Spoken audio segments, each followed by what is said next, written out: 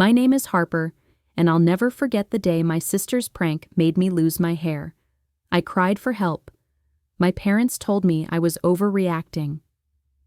Even now, when I think back to that moment, I can still feel the sting of humiliation crawling across my skin, the helplessness of watching something so personal, so tied to my identity, being stripped away like it was nothing more than a punchline. Before I continue, please subscribe to show karma you're on the right side. Anyways, it started as an ordinary morning. I remember the sun coming through my blinds, the hum of the shower warming up, the kind of routine I'd done 1,000 times before. There was nothing unusual about it, at least not at first.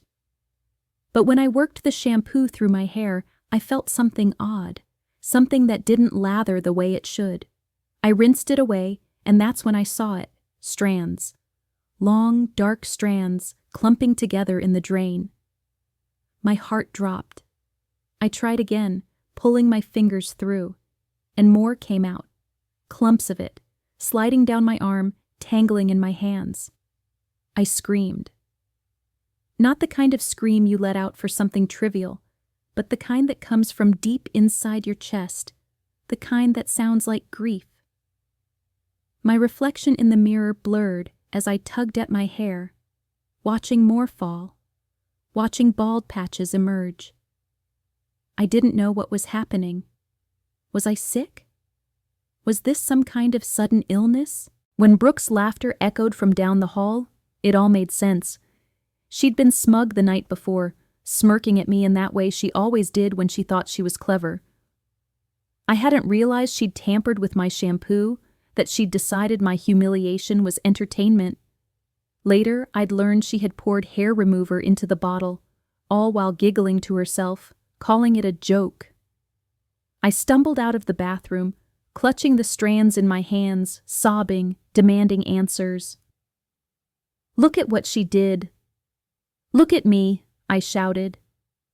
My parents barely looked up from their coffee at the kitchen table. Brooke was grinning, trying to hold back her laughter, and I could see the satisfaction in her eyes.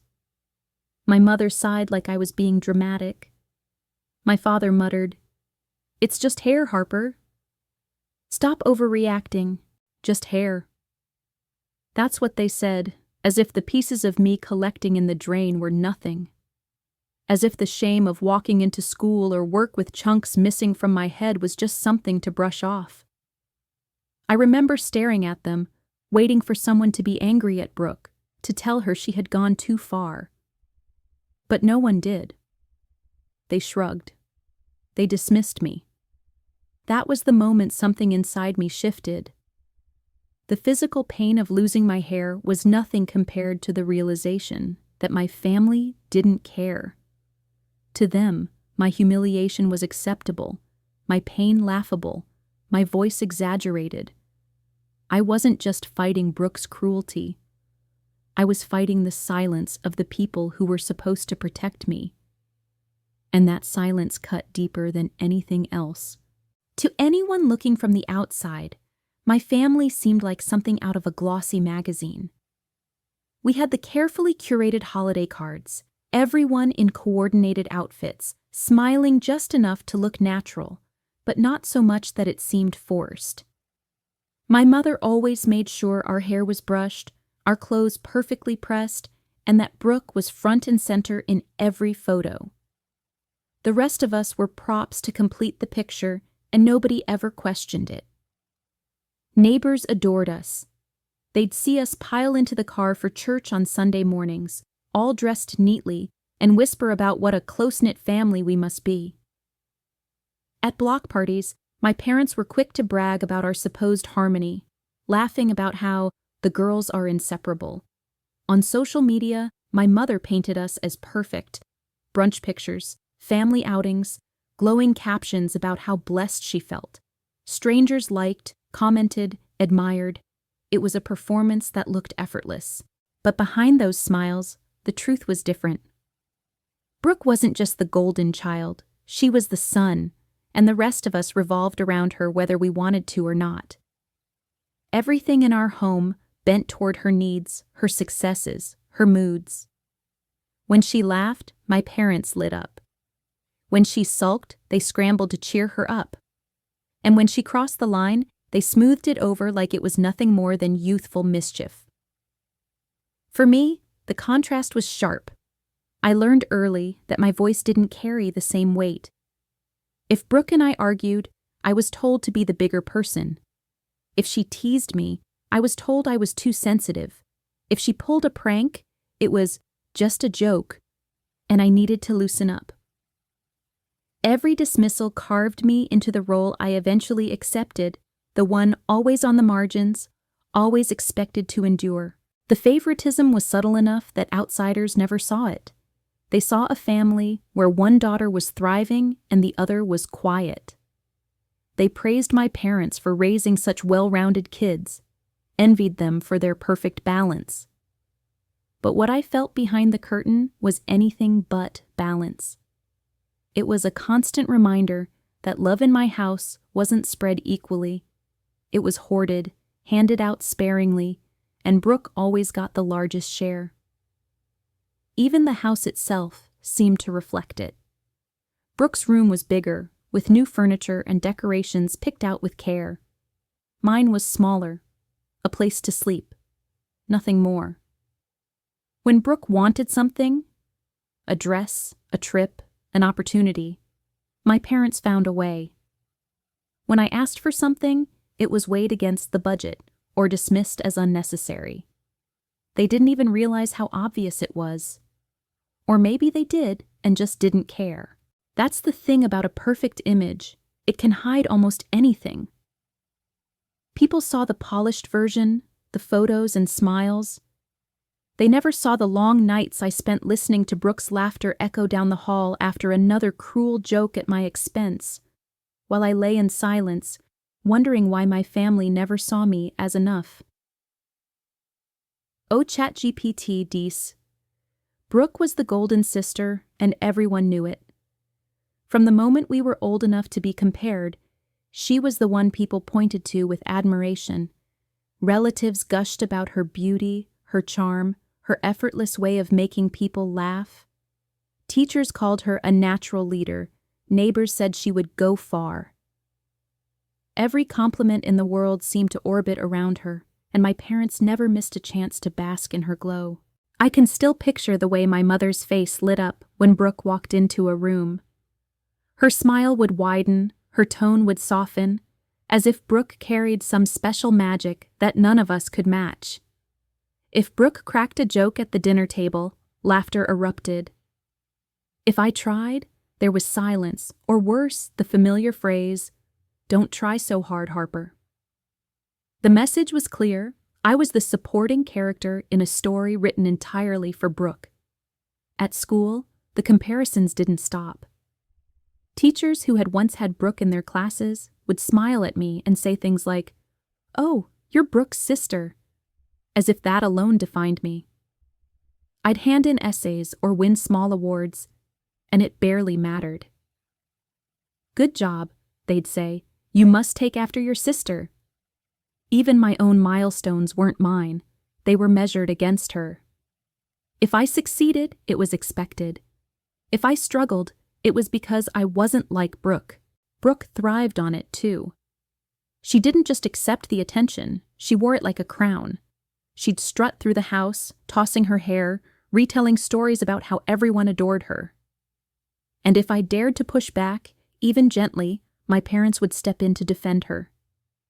"Don't be jealous," they'd say, as though pointing out fairness was envy.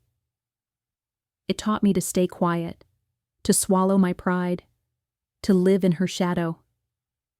There were times I worked harder than I thought possible, chasing the hope that maybe, just once, someone would notice me.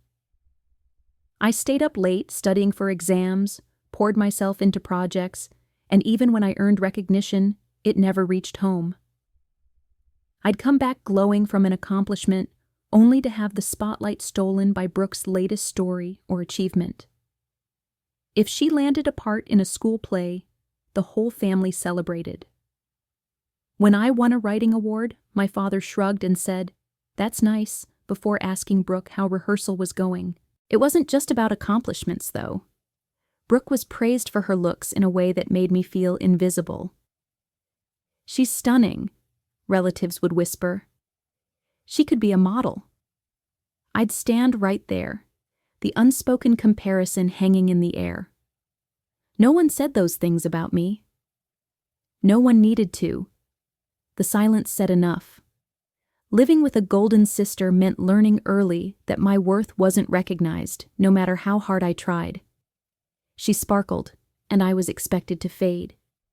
And in that house, where her charm was worshipped, my voice didn't just go unheard. It was dismissed before it even had the chance to matter. It was never just one moment that broke me. It was the steady drip of small humiliations, each one dismissed as nothing. But together, they built a pattern I could never escape. Brooke had a way of making me the punchline of every gathering, and my parents, instead of stopping her, encouraged it with their laughter. I remember standing in the hallway before school one morning, tugging nervously at the hem of my sweater. It wasn't new, but it was clean, and I liked the color. It made me feel a little more confident. Brooke walked past, gave me a once-over, and smirked. "Is that what you're wearing?" "You look like a thrift store threw up on you." My stomach twisted, but I held my tongue. When I glanced at my mother for backup, she chuckled and said, "Well, Harper, maybe we can get you something nicer next time." The sting wasn't just in Brooke's words, but in knowing my mother thought they were true enough to laugh at. At dinner, the pattern repeated itself. If I tried to tell a story about my day, Brooke would cut me off mid-sentence, rolling her eyes. "Does anyone care?" she'd ask, and the table would erupt in chuckles. My father would shake his head, smiling, as if Brooke was some kind of comedian. My voice would trail off, my story left unfinished, my dignity crumbling a little more each time. After a while, I stopped trying to share it all. Why feed them more chances to laugh at me? Family friends noticed too. Once during a barbecue, I carried a tray of lemonade out to the patio. Brooke followed behind me and whispered loud enough for everyone to hear. "Careful, Harper. Don't trip, or you'll ruin the only thing you're good at, serving drinks." The adults laughed, thinking it was harmless sibling teasing. I stood there frozen, the tray shaking in my hands, wishing someone, anyone, would say it had gone too far. But no one did. Even the small victories I had were twisted into jokes. When I got a B+ on a math test I had worked hard for, my father smirked and said, "Guess Brooke's the brains of the family, huh?" Brooke giggled and leaned back in her chair, basking in it, while I sat there staring at my plate, my achievement shrinking into nothing. When I won an art contest in middle school, my mother didn't hang my drawing on the fridge. She tucked it into a drawer. But when Brooke made the cheerleading squad, balloons and posters filled the living room. These weren't isolated incidents, they were the rhythm of my life.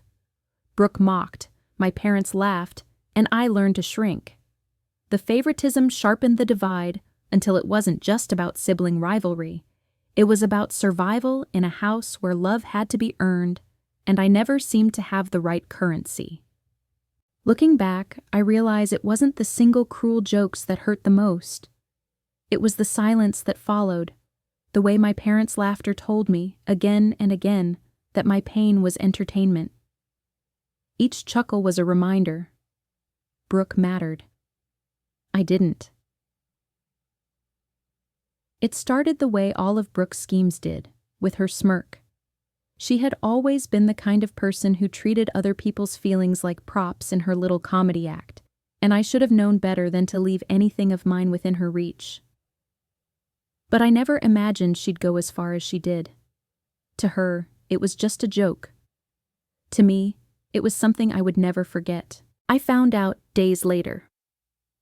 It was a Saturday morning, and I was getting ready to shower before heading to work. I remember humming to myself, trying to shake off the exhaustion of the week, thinking it would be a normal day. I squeezed the shampoo into my palm, the same bottle I'd been using all week, and worked it into my hair. At first, nothing seemed strange. But when I rinsed, something slid past my face. I reached up, and that's when I felt it. Strands, long strands, falling free. At first, I froze. Maybe it was just shedding, I told myself. But then I combed my fingers through again, and more came out. By the handful. Clumps. The drain clogged with the weight of it. My breath caught in my throat. Panic rising fast as I stared at the strands tangled around my hands. My hair, the one thing I'd always taken care of, the one part of me I actually liked, was slipping away in wet clumps. I screamed. My legs buckled under me, and I fell against the side of the tub, sobbing as more came loose. My reflection in the foggy mirror blurred with tears, but when I wiped it clean, the horror was undeniable. Thin patches gaped across my scalp, bald spots where once there had been thick hair. I touched the space and gasped. It was real. Brooke's laughter gave her away. I could hear it echoing down the hall as I staggered out of the bathroom with wet hair clinging to me. She sat cross-legged on her bed, scrolling through her phone like nothing had happened. When I shouted, when I begged her to explain, she only smirked. "Relax, Harper. It's just hair. It'll grow back. Don't be so dramatic." Her words were like knives, slicing deeper than the humiliation itself. I wanted my parents to finally step in, to tell her she had gone too far, to see me and the devastation she caused. I carried the strands of my hair into the kitchen, my hands shaking, my face blotchy from crying. "Look at what she did," I pleaded, my voice cracking. But they didn't look horrified. They didn't yell at her. My mother rolled her eyes. My father muttered something about me being too sensitive. And Brooke? She laughed again, this time with an audience that refused to defend me. The humiliation was unbearable. It wasn't just about losing my hair. It was about losing the hope that anyone in that house would ever take my pain seriously. Brooke thought it was funny. My parents thought I was overreacting. And I was left staring at my reflection, a stranger with bald patches, realizing the joke was always supposed to be me. I remember clutching the strands of hair in my hands, my chest heaving as I stumbled into the kitchen where my parents sat drinking coffee. My voice cracked as I tried to explain what had just happened, the panic in my throat making every word shake. "She put something in my shampoo," I cried. "My hair is falling out in clumps." "Look." I held my trembling hands out to them, hoping the sight would shock them into action. But they didn't even flinch. My mother glanced at me over the rim of her mug and sighed like I was interrupting something far more important than my own devastation. "Harper, honestly," she said flatly, "you're being too dramatic. It's just hair. It'll grow back, just hair." The words stung almost as much as the laughter I had heard from Brooke's room. I shook my head, desperate for them to understand. "No, you don't get it. She mixed something into it. She ruined my hair on purpose. This isn't just a joke. I can't walk around like this." My father barely looked up from his paper. "You're overreacting," he muttered. "Why do you always make everything into a big deal? Learn to take a joke for once. A joke." That was all they saw. Brooke's cruelty packaged as humor, my suffering written off as sensitivity. I wanted to scream, to slam my fists on the table, to force them to see me. Instead, I just stood there trembling, my scalp burning where bald patches were forming, my dignity dissolving right in front of them. Brooke sauntered into the kitchen a moment later, her smirk glued to her face. "Oh, come on, Harper," she laughed. "Don't tell me you're crying over a little shampoo. You're so sensitive." Her voice was dripping with amusement, her eyes daring me to push back. I turned to my parents again, desperate for them to finally say something, to finally put an end to this. But they only shook their heads. My mother actually laughed, a short, cruel chuckle. "You girls always take things too far. Brooke, don't tease your sister so much. And Harper," she added, her tone sharp, "stop making yourself the victim all the time." The words gutted me. Victim. As though I had chosen this, as though I had asked to watch pieces of myself fall away in a shower drain.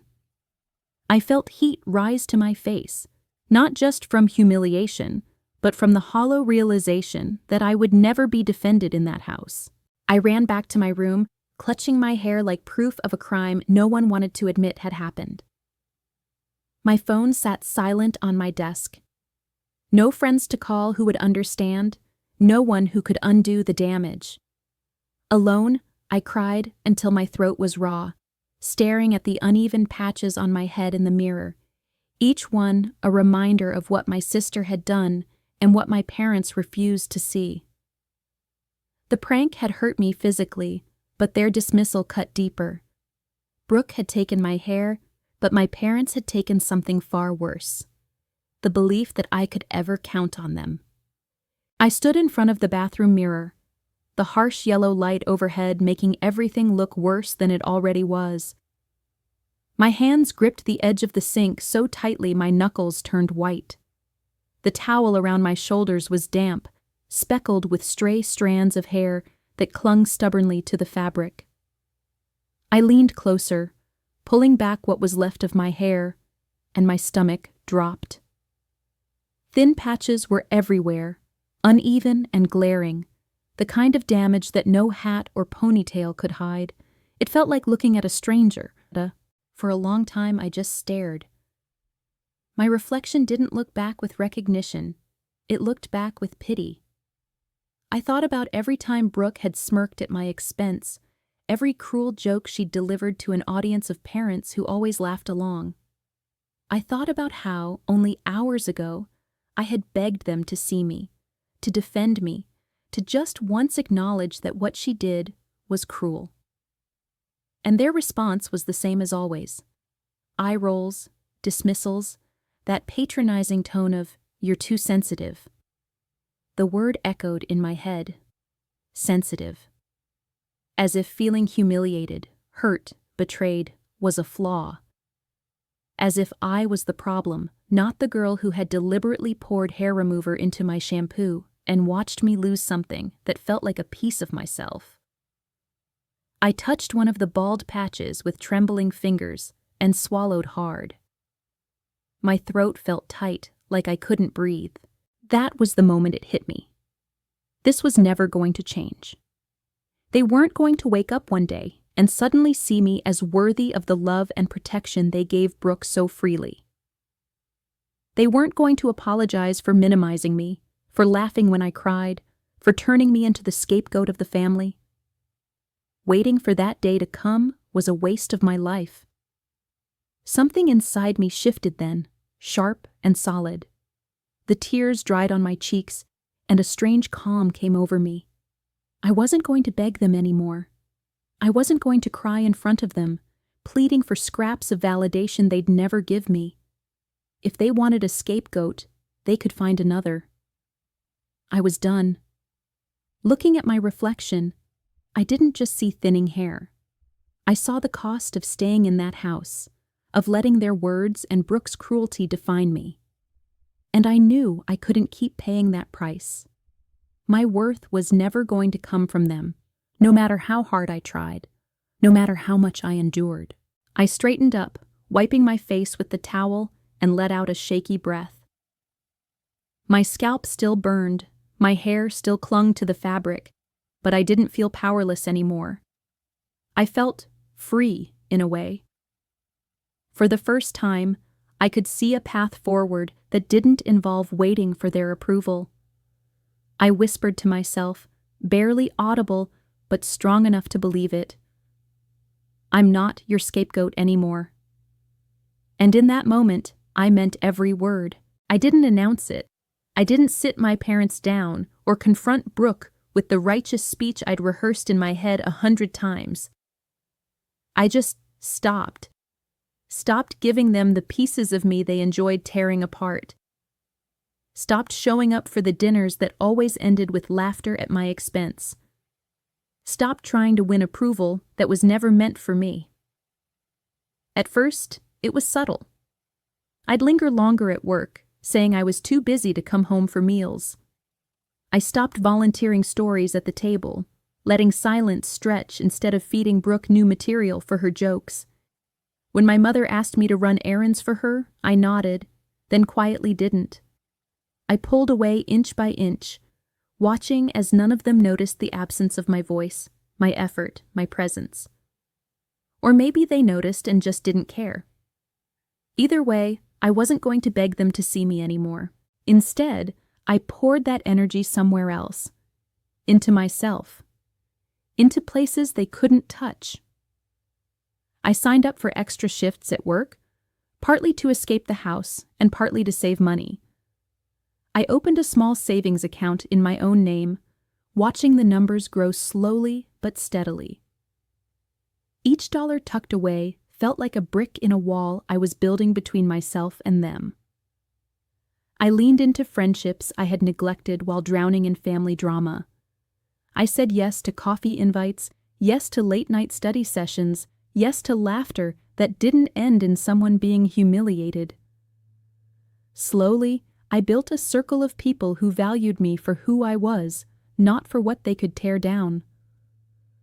A coworker noticed when I was tired and offered me a ride home. A classmate celebrated when I aced an exam. Those little moments mattered. They reminded me that outside the four walls of that house, I wasn't invisible. I also started focusing on my health. The hair loss had been brutal, not just physically, but emotionally. So I made it my mission to take back control of what I could. I researched treatments, wore scarves that made me feel confident, and began to heal piece by piece. Each small step toward recovery wasn't just about my hair, it was about reclaiming myself. Through it all, I stayed silent at home. I didn't lash out. I didn't try to expose Brooke for what she had done. Why waste energy proving her cruelty to people who had already chosen not to care? My silence became its own form of rebellion. They couldn't laugh at me if I didn't hand them the material. I think Brooke noticed first. She teased me less, maybe because I no longer gave her the reaction she wanted. My parents occasionally asked why I was so quiet, but I just smiled faintly and changed the subject. They never pushed. It was easier for them not to. Walking away didn't mean slamming doors or screaming matches. It meant slipping out of the cage they had built for me, step by step, until I could breathe again. And with every quiet withdrawal, I realized something. They needed my attention far more than I ever needed theirs. Rebuilding myself wasn't glamorous. It didn't come with a big announcement or some dramatic moment where I flipped the script overnight. It started in small, shaky steps, the kind of changes no one outside of me would even notice at first, but I noticed, and that was enough to keep going. The first thing I tackled was my health. Losing my hair had been devastating, not just physically, but emotionally. It felt like every bald patch was a reminder of how cruel Brooke had been and how little my parents cared. But instead of drowning in that pain, I made a plan. I booked an appointment with a specialist, sitting nervously in the waiting room while strangers flipped through magazines around me. When the doctor told me that, with treatment and time, my hair could grow back, I almost cried with relief. I clung to that hope and followed every instruction: vitamins, scalp care, patience. For the first time in a long time, I felt like I had a say in my own healing. I also threw myself into my career. Work became more than just a paycheck. It became a lifeline. I volunteered for projects, stayed late to learn skills I didn't have before, and slowly started to stand out. My boss began to notice, praising my effort in ways my parents never had. That recognition, even from someone outside my family, lit something inside me. I wasn't invisible here. I wasn't the punchline. I was valuable. Alongside work, I leaned into friendships I had always kept at arm's length. For so long, I had convinced myself that being quiet, being withdrawn, was safer than risking rejection. But now, I realized I had nothing to lose. So when coworkers invited me out for dinner, I said yes. When an old friend texted asking to catch up, I showed up. Slowly, I surrounded myself with people who laughed with me, not at me. People who asked how I was doing and actually waited for the answer. Piece by piece, my confidence began to rebuild. It wasn't about my hair or my looks or even my accomplishments. It was about knowing that I was more than the version of me my family had painted. The girl they called too sensitive, the one they mocked into silence, was gone. I wasn't trying to win their approval anymore. I was learning to approve of myself. There were nights when the old ache came back, when I thought about family dinners where I was erased, or the bathroom floor where I cried with clumps of hair in my hands. But those memories no longer defined me. They reminded me why I had chosen this path, why I had to keep going. The more I invested in myself, the freer I felt. My life no longer revolved around the hope of being noticed by people who never would. It revolved around building something real, something mine. For the first time, I wasn't living as Brooke's shadow or my parents' scapegoat. I was living as Harper, someone strong, someone seen, someone finally enough. The change didn't happen overnight, but when it came, it was undeniable. I looked in the mirror one morning, tying my scarf in front of the bathroom sink, and realized the girl staring back at me didn't look broken anymore. My hair was growing in, still uneven, still fragile, but it was progress. And behind it, my eyes didn't carry the same hollow look they had the day I cried on the floor, clutching clumps of hair in my hands. I looked stronger. At work, the shift was obvious. Months of late nights, extra projects, and refusing to let myself fade into the background paid off. When my manager called me into her office and announced I was being promoted, my throat tightened. She told me I'd earned it, that my effort hadn't gone unnoticed.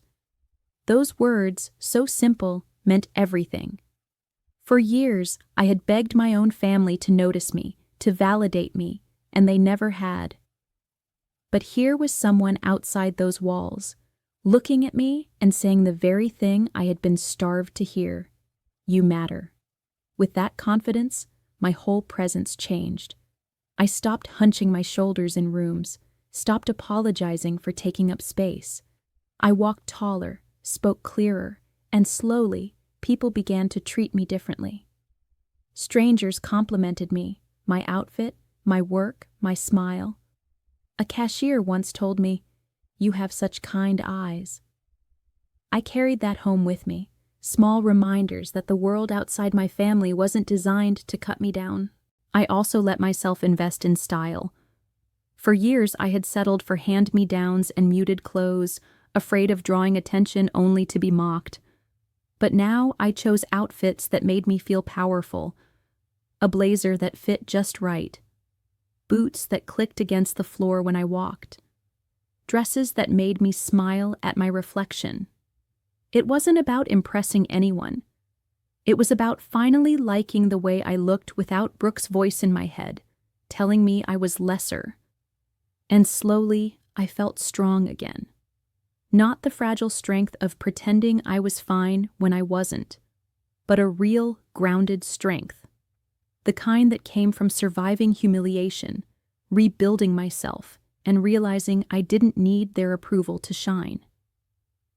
Every time I laughed with friends, every time I walked into work and knew I belonged there, I took back another piece of myself that Brooke's prank had tried to steal. What surprised me most was that I didn't feel bitter anymore. I didn't walk around carrying the weight of their cruelty like a wound. Instead, I wore it like armor, proof of what I had survived and risen from. Brooke once thought it was funny to rip away the one thing I loved about myself. My parents once thought I was overreacting when I begged for help. But now, I looked at who I was becoming. Confident, respected, admired by people who actually mattered. And I realized something simple. Their voices didn't define me anymore. Mine did. And for the first time in my life, I liked what it was saying. It started as whispers, the kind of things you overhear but don't pay attention to at first. A cousin mentioned at a barbecue that Brooke had been asking to borrow money. An old classmate, who still followed her online, said she'd noticed Brooke posting fewer of her perfect life photos.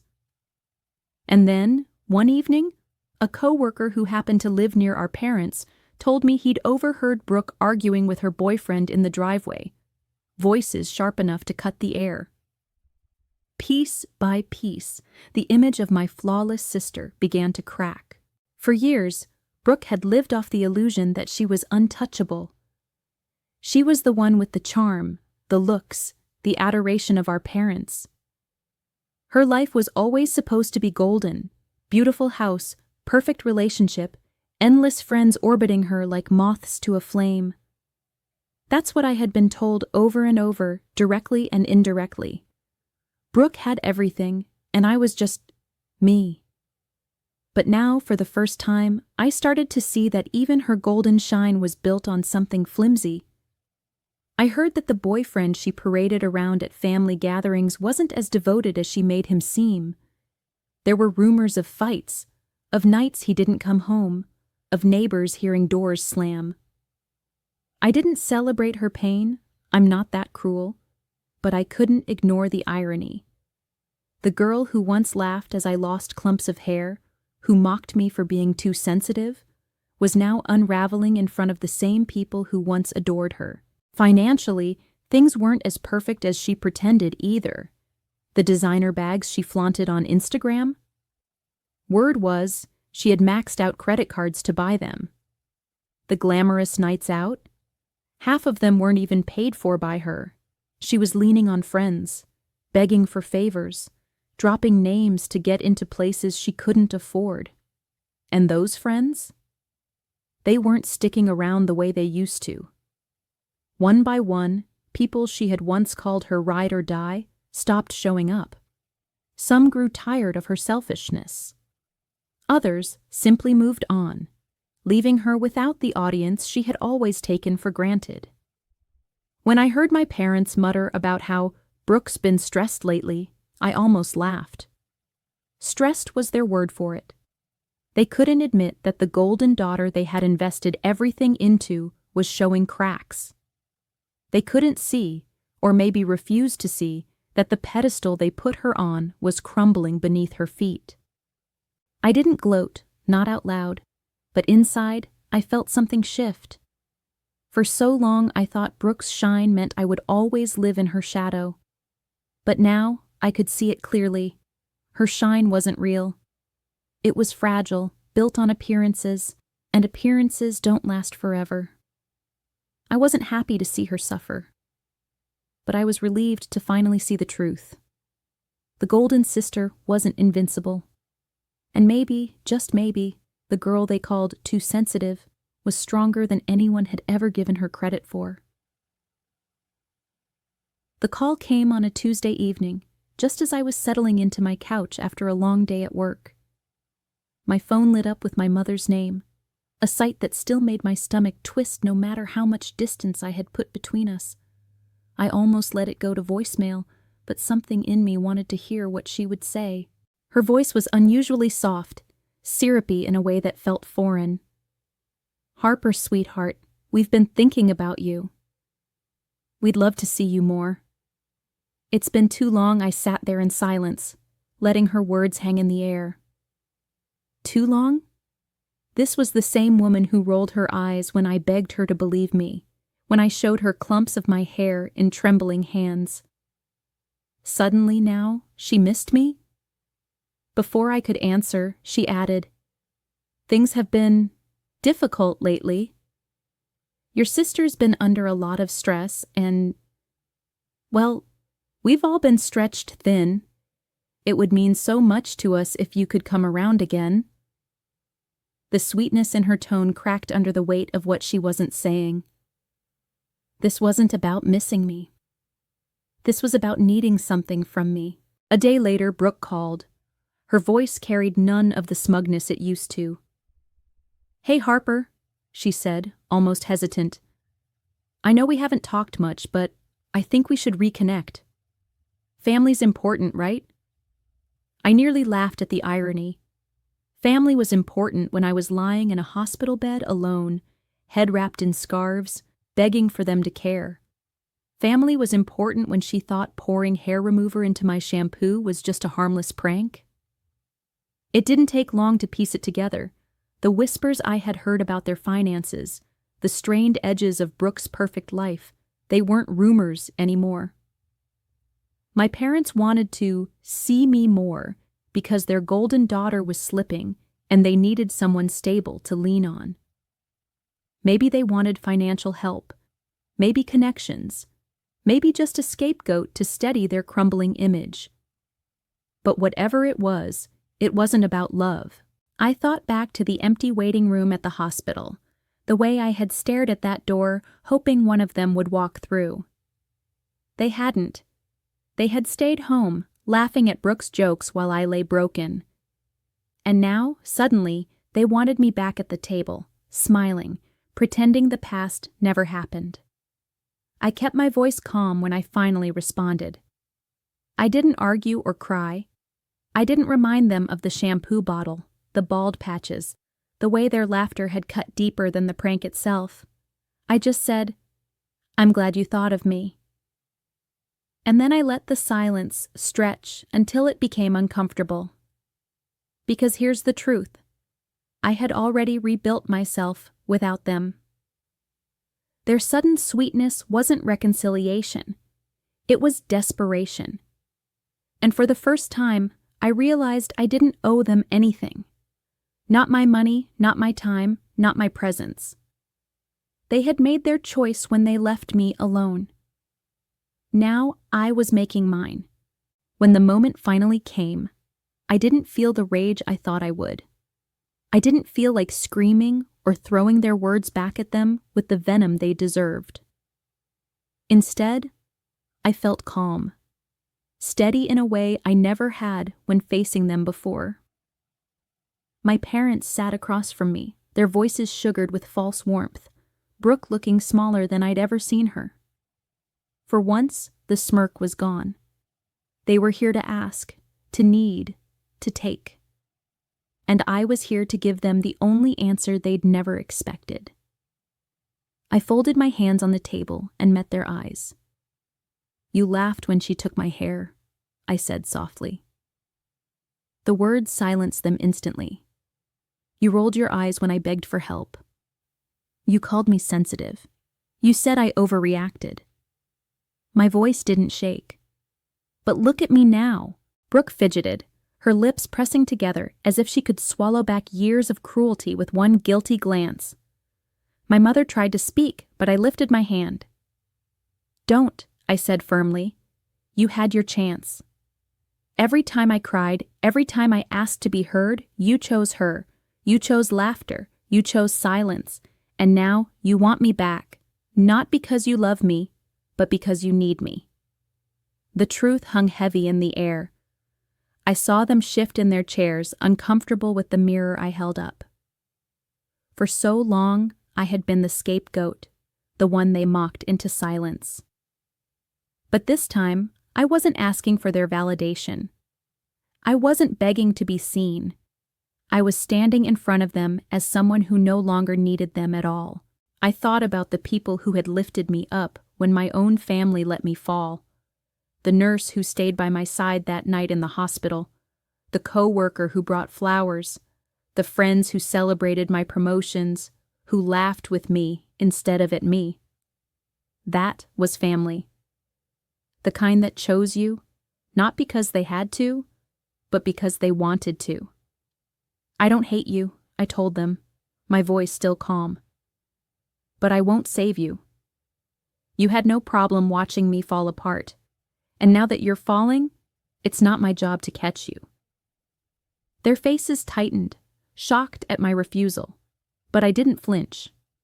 I rose from my chair, feeling taller than I ever had in their presence. As I walked toward the door, I glanced back once, not with anger, but with clarity. They mocked me for falling apart, I said, my final words steady. But I built a life stronger than they'll ever know, and with that, I stepped out, carrying with me the peace of knowing I had finally redefined family, not by blood, but by love, loyalty, and the strength I had carved for myself. For the first time in my life, I wasn't the girl left behind. I was the woman who walked away. Did you enjoy the story? If so, please let me know in the comments. Also, subscribe to support us. Thanks for watching.